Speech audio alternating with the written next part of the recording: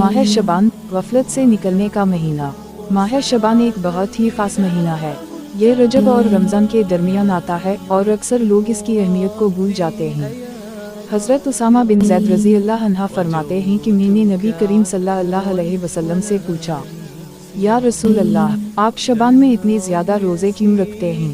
तो नबी सल्लल्लाहु अलैहि वसल्लम ने फरमाया, ये ऐसा महीना है जिससे लोग गाफिल होते हैं और उसमें अमल अल्लाह के सामने पेश किए जाते हैं। मैं चाहता हूँ कि मेरा अमल रोज़े की हालत में पेश हो। हज़रत आयशा रज़ी अल्लाह अन्हा फरमाती हैं, नबी करीम सल्लल्लाहु अलैहि वसल्लम रमज़ान के अलावा किसी महीने में इतने रोज़े नहीं रखते थे जितने शबान में रखते थे। और शबान की 15वीं रात के बारे में नबी सल्लल्लाहु अलैहि वसल्लम ने फरमाया, अल्लाह ताला इस रात अपनी मखलूक को मुआफ़ फरमा देता है सिवाय शिर्क करने वाले और दिल में कीना रखने वाले के। आइए इस माह शबान में हम तौबा करें, दिल साफ करें, रोज़ों और इबादत से रमज़ान की तैयारी करें, क्योंकि जो शबान को सवार ले इसका रमज़ान भी सवार जाता है।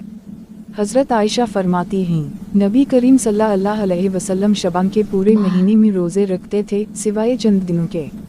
पैगाम, शबान हमें सिखाता है कि रमज़ान से पहले इबादत की आदत बनाई जाए।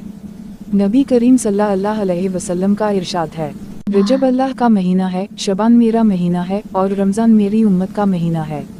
पैगाम, शबान नबी सल्लल्लाहु अलैहि वसल्लम से ख़ास निस्बत वाला महीना है। इसमें सुन्नत को ज़िंदा करना बहुत बड़ी नेकी है।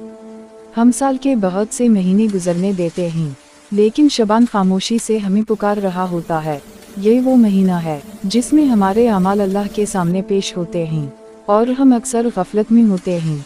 शबान हमें ये एहसास दिलाता है कि अगर दिल साफ ना हो, अगर कीना बाकी हो, तो इबादत भी वज़न खो देती है।